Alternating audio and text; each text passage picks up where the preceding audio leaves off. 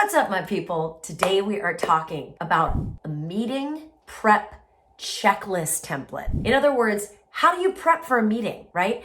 You know you got a meeting that matters. How do you make sure you're walking in as strong as possible? That's what we're here to talk about today. I'm going to give you the checklist. It is an easy 3-step checklist that will change the way you show up in meetings for the better. So if you're digging that, hit like, hit subscribe, leave me a comment. I live for them. And let's dive in.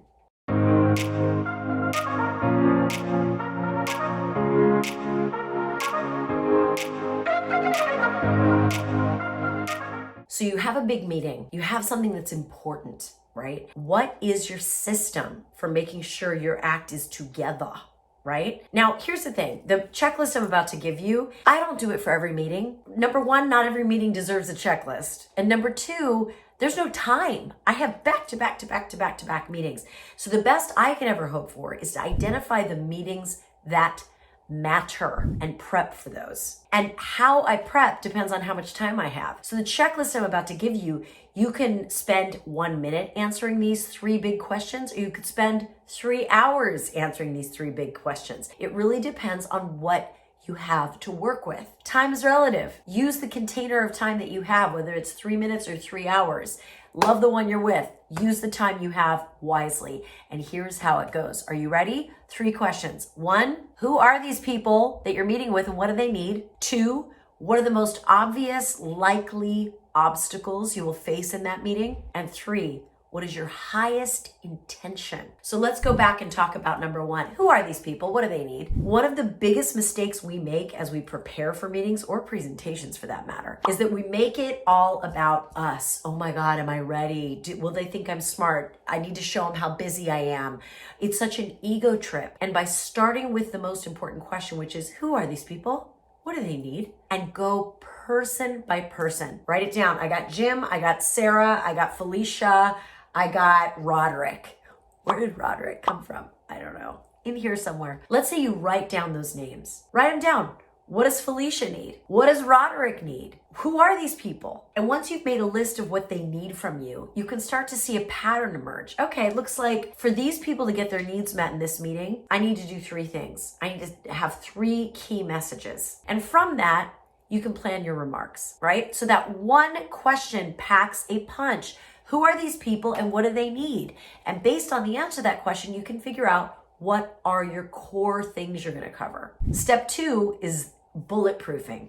I call it bulletproofing. Dan Pink, who wrote To Sell is Human, one of my favorite authors, Dan Pink calls this strategic pessimism. And what I mean by that is in step 2, I want you to ask yourself, what are the likely obstacles I'm going to face? What's the pushback I'm likely to get? What are the questions that I'm kind of like, oh, I know I'm going to get that question, but I don't want to get that question. By planning for that, you actually increase your chances of success. What do I mean by that? There have been fascinating studies in social science that show that people who plan for the worst, hope for the best, but plan for the worst, actually outperform people who are just relentlessly positively thinking, right?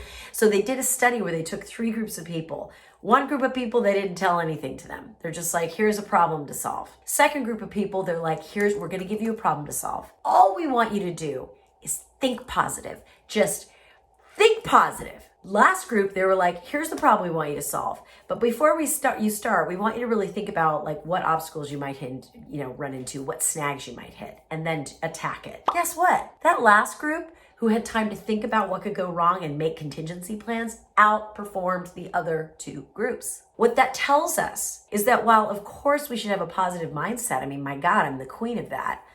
That's not the whole enchilada. We also have to be realists. And the more realistic we can be about what we're likely to face, and the more we're able to plan for that, the better we do when things go sideways, because things are always going sideways, are they not? So that's the second one. 1, who are these people? What do they need? 2, what obstacles am I likely to face? Right? We got to practice a little strategic pessimism, like Dan Pink says, or bulletproofing, like I say. 3rd, what is my highest intention? So if you think about it, we're starting first with empathy for the audience. We're going second into that sort of realist's, way of preparing, but we are ending on optimism. what is my intention for this meeting? What is my intention? That question seems to level up our energy. If you have time for nothing else, you've got 30 seconds before a meeting starts and you haven't had time to prepare, asking yourself, what is my intention, lifts you out of the sort of noise of the busy and the everyday and the issues and the blah, blah, blah, into a place of higher vision. It's like an airplane when they come out of the clouds and you can see you're above the cloud line. That's what that question does. What is my intention? This is where I love working with a mantra. And right now, my intention for the past few years of COVID, my intention going into every meeting is connection, not perfection. I'm not trying to be perfect because perfect isn't even available right now. But what I can do is connect. And that becomes the North Star in that conversation, which allows me to be flexible and agile. And I can meet people where they are because I'm not so hell-bent on like a specific outcome. I'm grounded in an intention to connect and be of service. So I really want you to play with that, okay? I want you to play with asking, who are these people? What do they need? I need you to play with, what possible obstacles might I face? And then I want you to think about what your intention is. I want to give you a story. I recently had to speak at an actual physical in-person event with human beings gathering in an actual outdoor space. It was the first big speech I'd given post-COVID in person. I've given a badrillion virtual keynotes, but nothing in person. And I was so excited. I had done, who are these people? What do they need? What could go wrong? I thought about, it's like a 20-minute talk, which is shorter than I'm used to. Have I really prepared for that? Yes, yes, yes. I get to the event. I'm like, okay, what is my intention? My intention is to connect. It's not to be perfect. It's connection, not perfection. Well, guess what happened? Midway through my speech, I hear the audience start to giggle. And it was a group of women. And I'm like, oh God. And all of my ancient fears are like, they're laughing at me. I'm not the cool kids. And I was like, no. My intention is connection, not perfection. I'm just going to breathe and watch and see what's going on.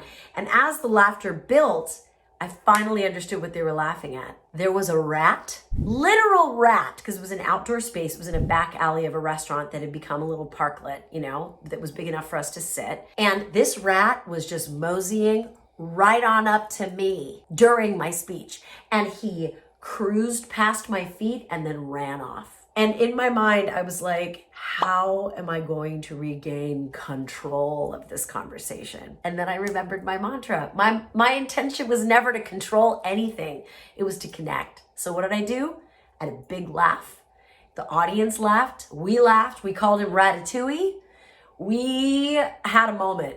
And then I used my hands to call. I said, okay, everybody come back to me. It's really great. If you ever have a room that's like losing control, if you're on a microphone and you use your body, everybody come back to me. People actually do. It's crazy. It's like herding animals, right? We're all animals deep down.